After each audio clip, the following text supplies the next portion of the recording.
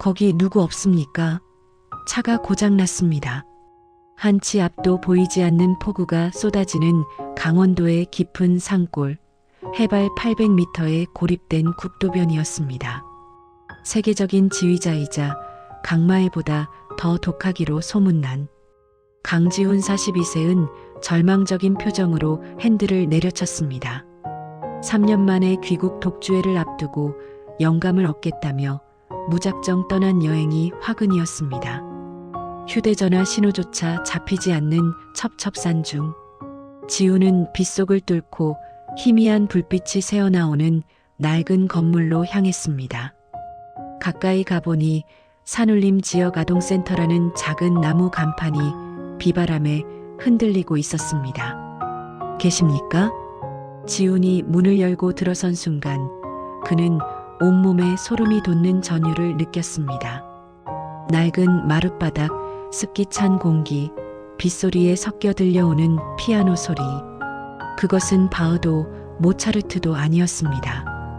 그것은 지훈이 12년 전 비엔나 유학 시절 작곡하다가 미완성으로 남겨둔 세상. 그 누구에게도 들려준 적 없는 곡 우리의 겨울이었습니다. 악보조차 존재하지 않는 오직 그의 머릿속과 그리고 그가 사랑했던 단 한 여자의 기억 속에만 존재하는 선율. 지훈은 홀린 듯 강당으로 걸어갔습니다. 그곳에는 10살 남짓되어 보이는 남자아이 하나가 낡아빠진 업라이트 피아노 앞에 앉아 있었습니다. 아이의 손가락은 작았지만 타건은 놀라울 만큼 정확하고 감성적이었습니다. 너 그 곡을 어떻게 알아? 지훈의 떨리는 목소리에 아이가 연주를 멈추고 뒤를 돌아보았습니다. 그 순간 쾅 하는 천둥 소리와 함께 정전이 되며 건물이 어둠에 잠겼습니다. 그리고 어둠 속에서 촛불 하나를 든 여자가 나타났습니다. 우주야, 괜찮니? 무서워하지 마. 촛불에 비친 여자의 얼굴. 12년이라는 세월이 흘러 눈가에는 옅은 주름이 잡혔고 화려했던 드레스 대신 낡은 니트를 입고 있었지만 지훈은 단번에 알아볼 수 있었습니다. 자신의 뮤즈이자 비엔나의 연인, 그리고 어느 날 아침 증발해버린 여자 이수연이었습니다. 시간을 12년 전으로 되돌려봅니다. 오스트리아 비엔나의 국립음대.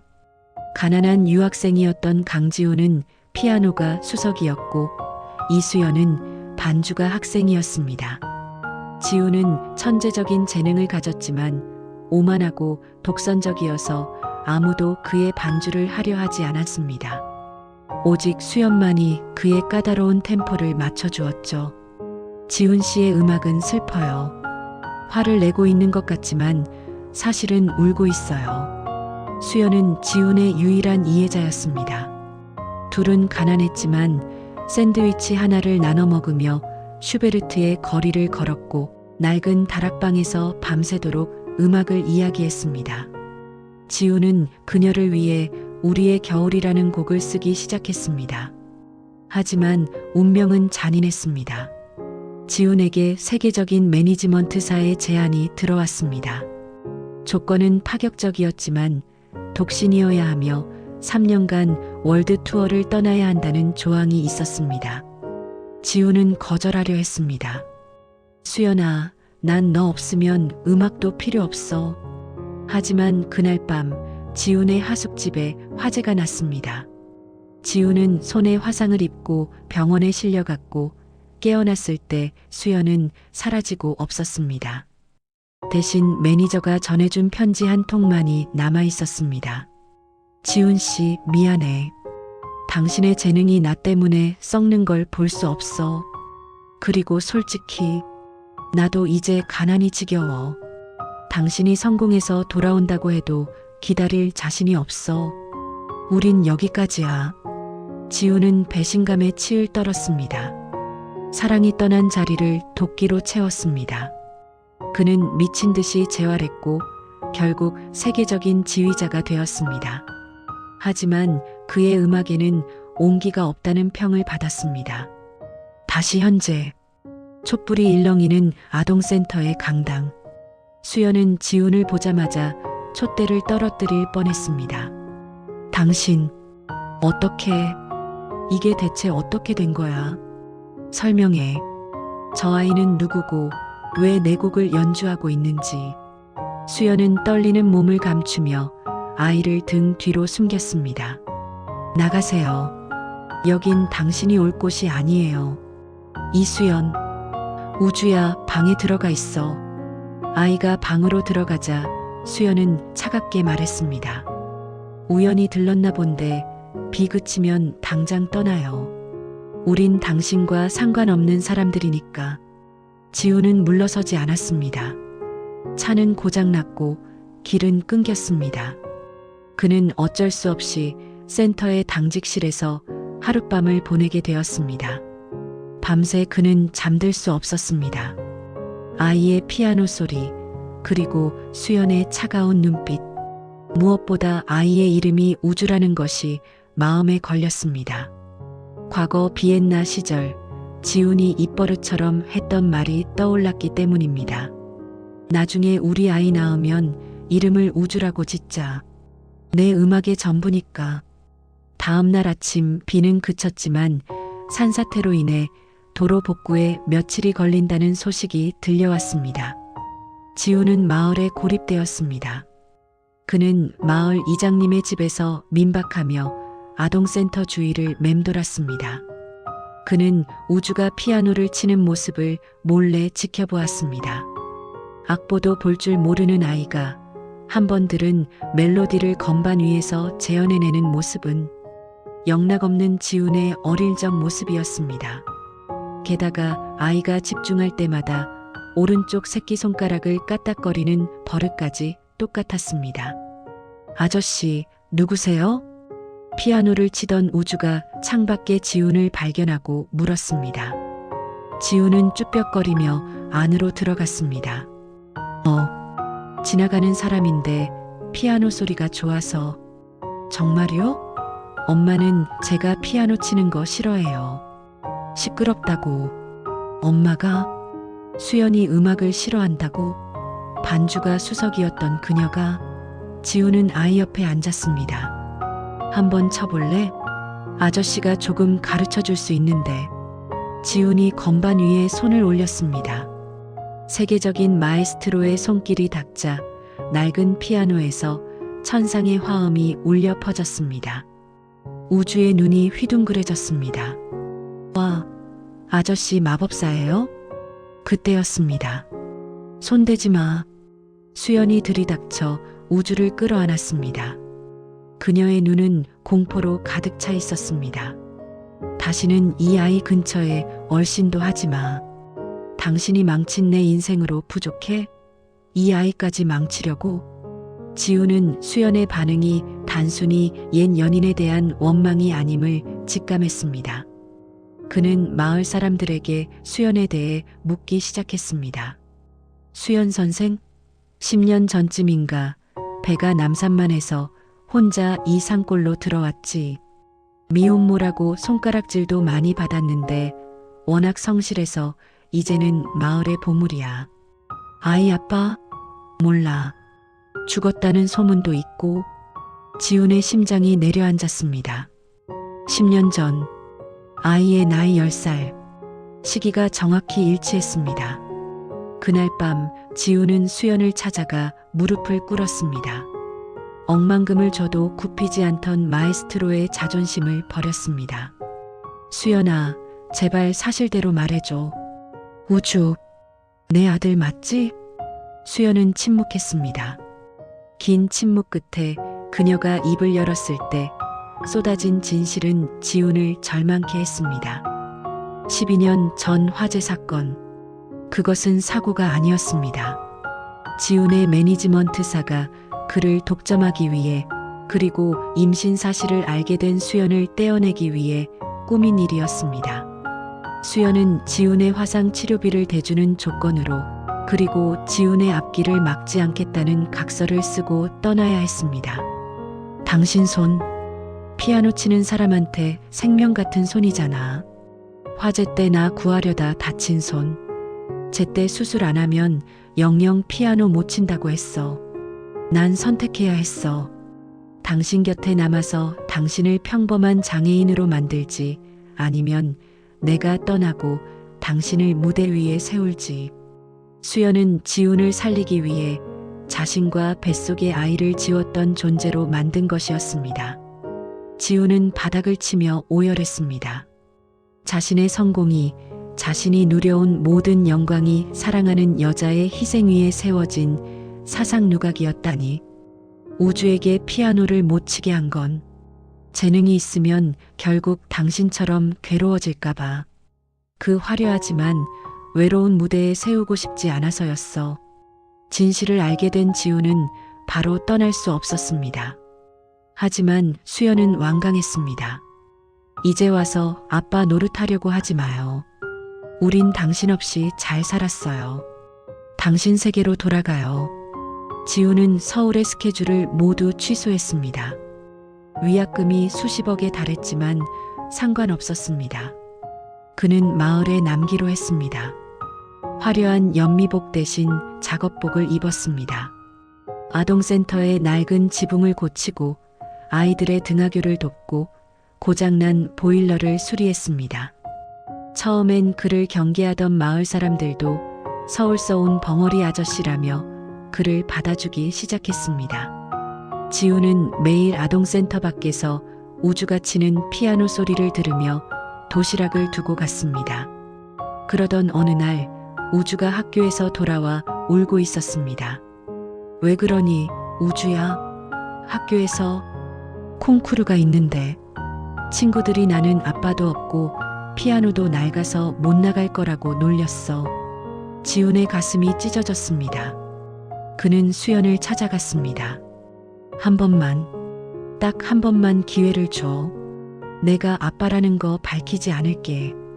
그냥 동네 아저씨로서 우주가 콩쿠르에 나갈 수 있게만 돕게 해줘. 내 아들이, 아니, 재능 있는 아이가 기죽는 걸 볼 수 없잖아. 수연은 우주의 간절한 눈빛을 보고 결국 고개를 끄덕였습니다. 그날부터 지훈의 특훈이 시작되었습니다. 세계 최고의 지휘자가 시골 소년의 개인 레슨 선생님이 된 것입니다. 우주야, 악보를 보지 말고 마음을 봐. 여기서 이 음은 바람이 지나가는 소리야. 여기는 엄마가 너를 안아주는 따뜻함이고.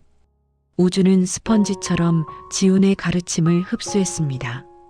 두 사람이 피아노 앞에 앉아 있는 모습은 마치 거울을 보는 듯 했습니다. 수연은 문틈으로 그 모습을 지켜보며 남몰래 눈물을 훔쳤습니다. 드디어 콩쿠르 날이 다가왔습니다. 읍내 문화회관에는 많은 사람이 모였습니다. 우주는 잔뜩 긴장해서 손을 떨고 있었습니다. 지훈은 무대 뒤에서 우주의 손을 꼭 잡았습니다.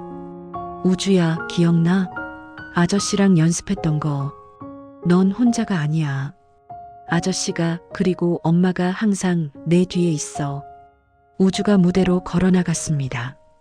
조명이 켜지고 작은 손이 건반 위에 올려졌습니다. 곡명은 미완성 야상곡 마이너스 편곡 서우주. 지훈이 썼던 그 곡에 우주가 뒷부분을 채워 넣은 곡이었습니다. 연주가 시작되자 객석은 숨소리조차 들리지 않았습니다. 슬픔으로 시작해서 희망으로 이어지는 선율.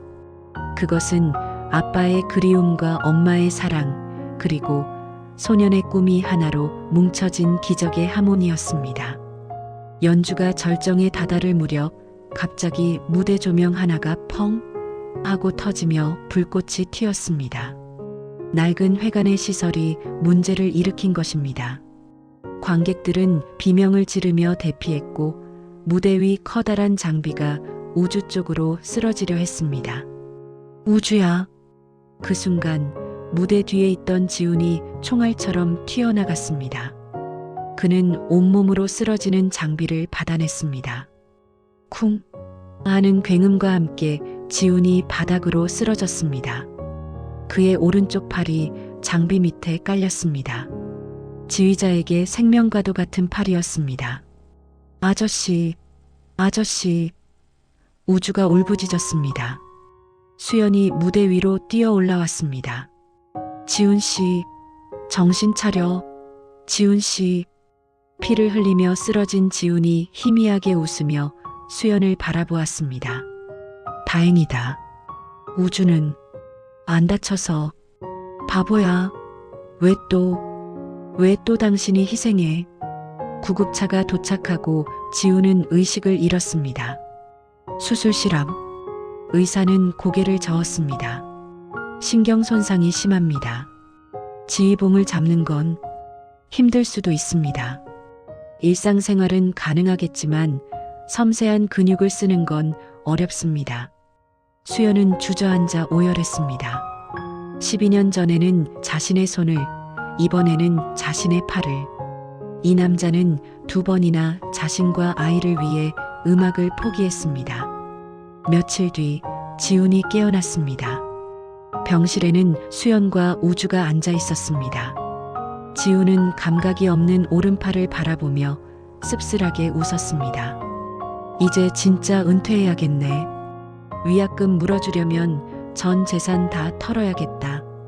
수연이 지훈의 손을 잡았습니다. 우리가 갚을게.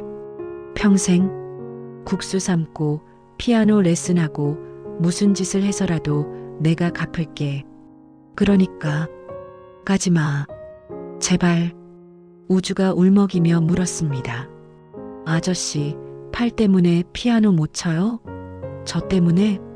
지훈은 성한 왼손으로 우주의 머리를 쓰다듬었습니다. 아니야. 아저씨는 이제 피아노 안 쳐도 돼. 세상에서 제일 피아노 잘 치는 아들이 생겼으니까. 아, 아들이요? 우주가 눈을 동그랗게 떴습니다. 수연이 떨리는 목소리로 말했습니다. 우주야, 인사해. 내 아빠야. 너한테 피아노를 물려주신 분. 우주는 잠시 멍하니 있다가 와락 지훈의 품에 안겼습니다. 아빠. 세 사람은 서로를 부둥켜 안고 한참을 울었습니다. 병실 밖에는 늦가을의 햇살이 따스하게 내리비치고 있었습니다. 1년 후 강원도 산골 마을에 작은 음악학교가 생겼습니다. 이름은 산울림 음악학교. 오른팔을 쓰지 못하는 지휘자 강지훈이 교장 선생님이고 이수연이 피아노 선생님입니다. 그리고 그 학교의 자랑인 리틀 피아니스트 강호주는 오늘도 아이들에게 피아노를 가르쳐 줍니다.